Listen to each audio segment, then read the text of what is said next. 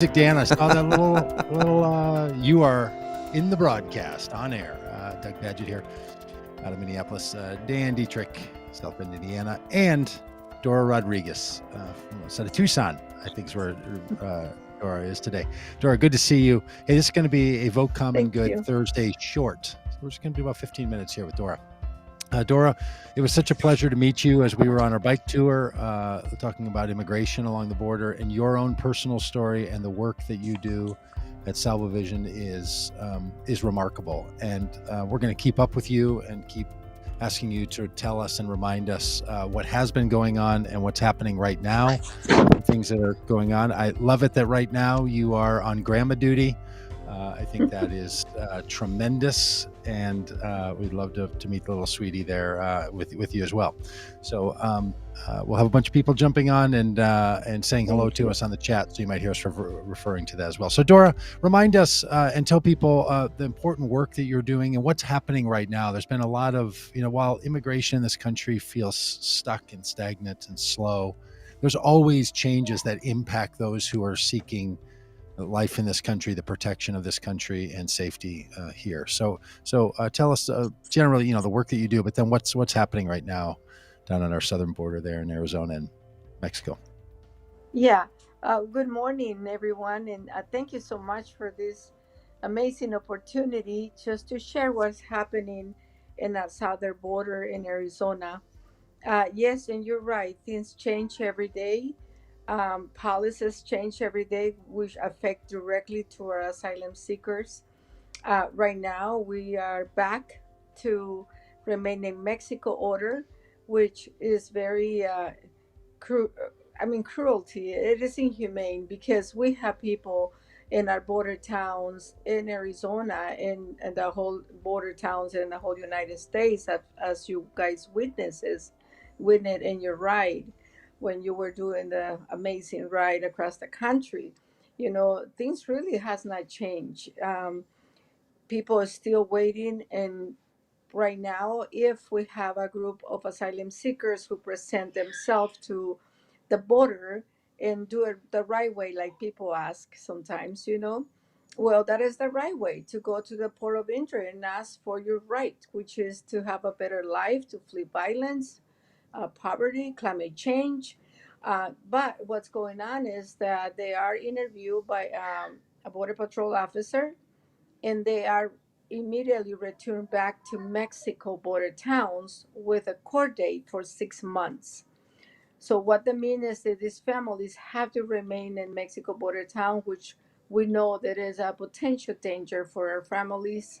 It is not a very pleasant and clean areas and hygiene and healthy areas to be, especially with the pandemic. Mm-hmm. People is Mm-hmm. sitting in crowds of more of 100 people sometimes, so it is impossible to keep them safe from the pandemic. And so this is what's going on in our towns in Arizona. In Nogales, Arizona is one of our bigger towns.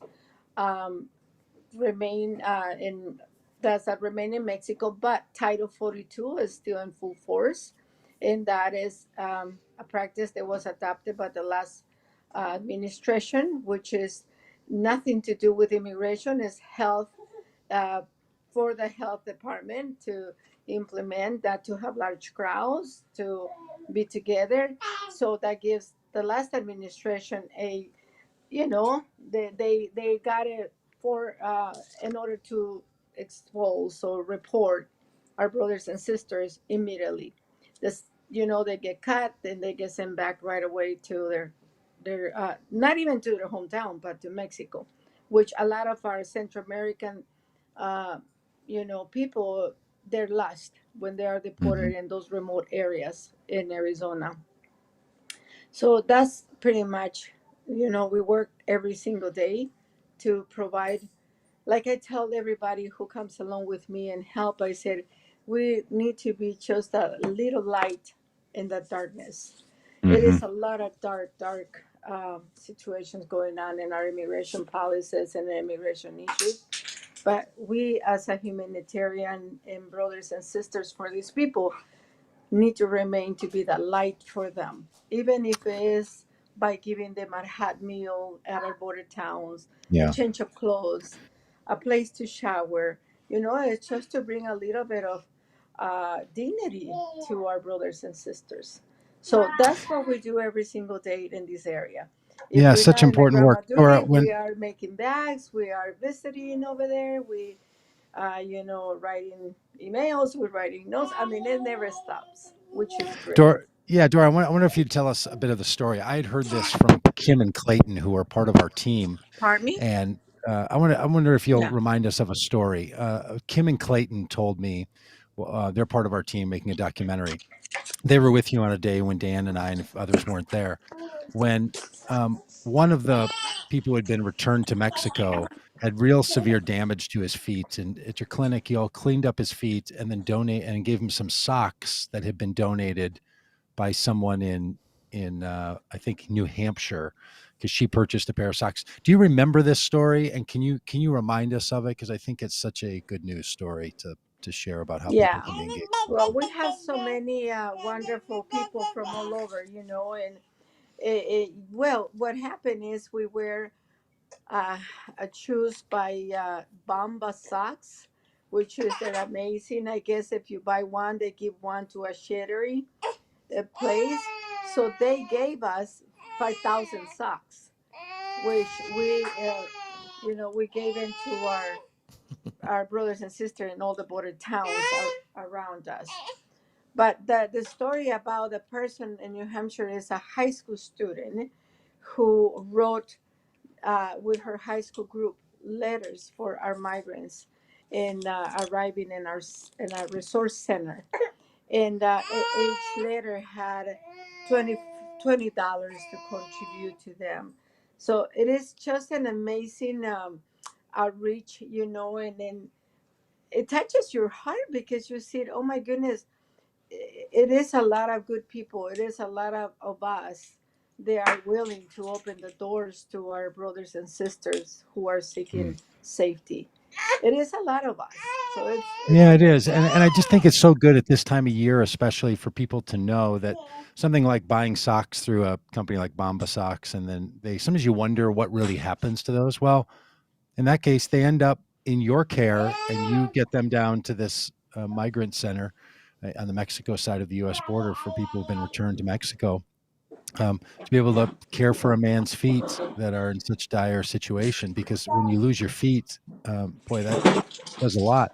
And then this girl who writes a letter from with a high school group and includes $20 in it. And sometimes people make these charitable contributions, and it can seem like that's just a small amount going into a big bucket, and maybe nothing really happens to it. But when people give to groups like yours, that $20 actually goes right from his hands, or right from the girl's envelope, right into this person's hands. um, that's kind of amazing, actually, Dora. And I just wonder if you could say something about that, how your organization works, and the good things that you do. Where this money, these socks, they don't go to fund anything else, right? They're going to the direct need that people say that they want to contribute to. Yes, our organization does not have anybody in payroll. We all are nonprofit. We are volunteers. So every penny that we received, it goes straight to our brothers and sisters in our in our border towns, and also beyond, because we support people in their own countries when they have been deported, creating Mm. small jobs so they can support their families, and hopefully they don't have to do this journey again. So every penny goes to them. And the Bamba socks, what an amazing thing for us to have, and we're able to give to them, because most of our migrants who have been in our deserts lost for 3 to 2 weeks, they are lost, they're walking around in circles. Our people, when they get to our center, their feet are done, their feet are blistered, their feet are bleeding, some of them are diabetic. And that's why the smugglers, the people who the guides, who are they paying a lot of money, leave them behind, because their feet are Mm. destroyed. So Mm. it is a very, very painful situation to see our migrants, and and we're talking men, women, they come in that same situation to our center. So yes, any contribution, it makes a difference. I don't care how small or big it is. It makes a difference in someone's life. And as I Yeah. tell everybody, only together we can make this happen. Yeah, and we have witnessed that this is true in the work that you do. Uh, Dora, can you say a bit about um, if people wanted to come and see you and see the work that you do, how that happens? Like, what would they do if someone were to come to Salvavision and to the centers that you run? What experience would they have? How do they go about doing that? Like, what are the details if someone wanted to join you? It is really easy because we always welcome anybody from all over that comes and visit us. And we do have a lot of students from the states, universities. They want to know what are we doing on a daily basis.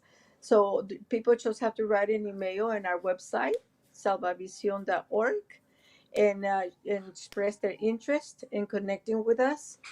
And then when they get here, we connect, we meet at 8 in the morning, and then we give them a ride to along the border so they can see the struggles and the sadness about this build of this horrible wall. That it has so many gaps in between, and um, like almost like a false security, Hmm. thing to have. But Hmm. we do that. And then we also, if we have some time, we go and put some water in areas in the desert where we usually do during the week. And then we cross to Mexico, which is the Sasabe Sonora. That's where our center is, our resource center. And it's very easy cross. You only have to have your passport to be able to go. Even if you are only like a mile into Mexico to the resort center, you still need your passport. And we go and take you and give you a tour of our center. It's small, but it provides dignity, provides what our brothers and sisters need at that moment, which is a hot meal after probably not eating for 2 weeks, and making sure their feet are cured, and whatever they need. So, yeah, please, if anyone that is listening to us would love to see what Salva Vision does in person, I am more than happy to take the day and take. Well, we'll put grandma's duty aside, and then we'll take everybody to do that. How Well, about and that? Dora, you are such a kind spirit, such a strong person. Your own story is powerful, and people can watch it on our website of your own asylum journey into the United States that was so harsh and deadly for so many people. But you have this very caring spirit, and I think what I'm trying to note here is that for a lot of people, they've only heard danger stories about the border. They've only heard sadness stories about the border. They've only Right. heard confusion stories. So, knowing that the people doing the work on the other side of of all of this sadness and struggle and perceived fear is someone like you, right? That this is Dora, the grandma with the little sweetie on her lap, and doing the hand on hand and hand on feet work that is really important to make this happen. That this really is a human enterprise in a very cold system and a very bureaucratic system of walls and guns and patrols and laws. There's actually people that are really doing this work. Can you say a little bit about that on your end, because you're having to navigate Yes. both the all those pieces. Yeah, and it's really easy to lose hope when we see. I mean, in the news, we see worst horrible stories of people, migrants or asylum seekers or whatever the title people want to add to our brothers and sisters, invading our borders and coming to our country and taking our jobs away. And I just want to say that when you are face to face to our brothers and sisters on a daily basis, all you see really is a look of hope. Mm, in a look of faith. These people has so much faith in their Mhm. heart, and that's why they don't give up.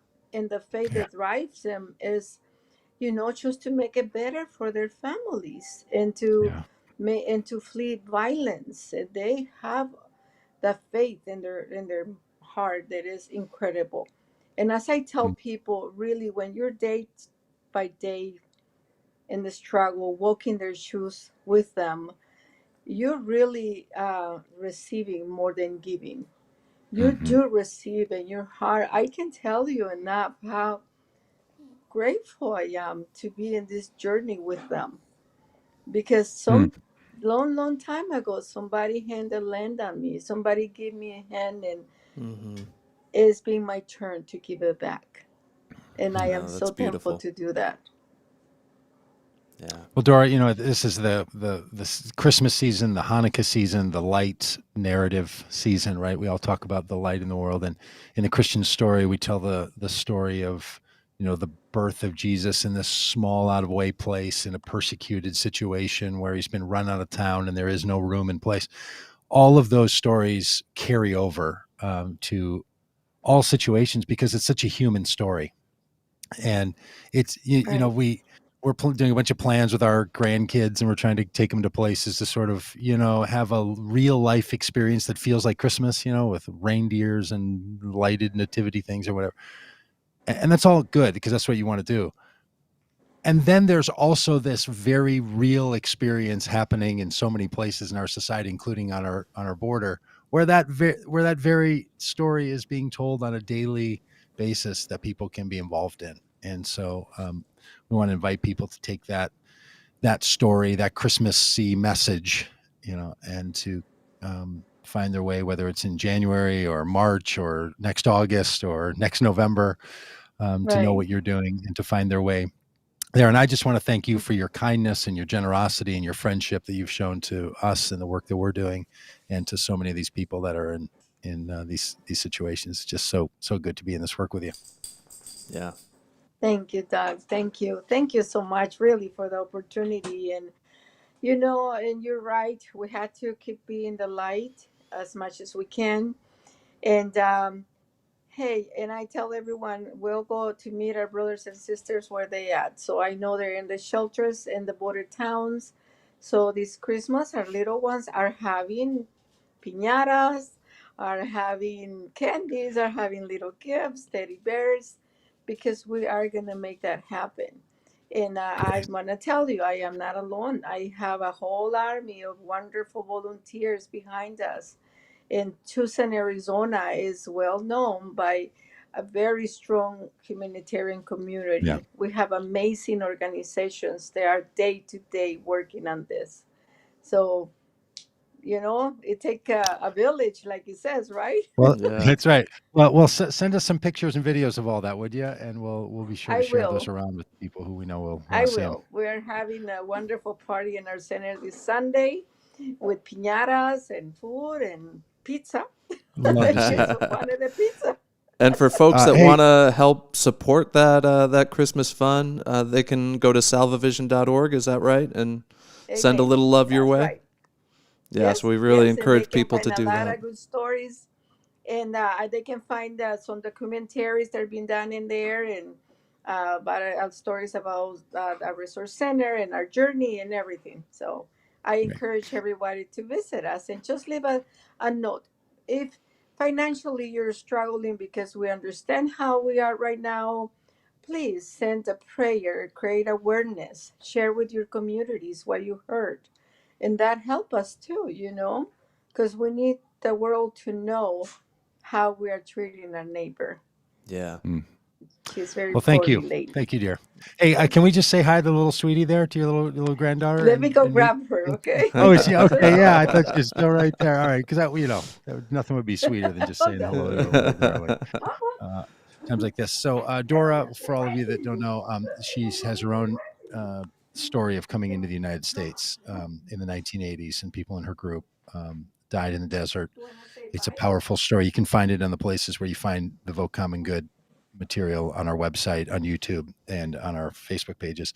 So you should really take a look at her story. It's incredible. Okay. Hi there, little You one. want to say bye? Her name is Elena. Hello, Elena. Say hi, Elenita. Well, Elena, we just really hope that the world looks different for you when you're able to take the good of this world into your own hands, little sweetie. Okay. All right. Well, thank you, little Thank one. you so Thank you, much. Dora. We'll talk Thank with you soon. you. Thank you. You too. Take care of yourself. Have a wonderful holidays with your family and your friends, and come and visit sometime. We'll be there. Yes. We will be there. Okay. Bye-bye. Bye. Adios. All right. I'll just Yeah, a short day today for us here on the podcast. Thanks for being around. We'll be back tomorrow, Friday, science and economics and all the rest. So we'll see you all tomorrow.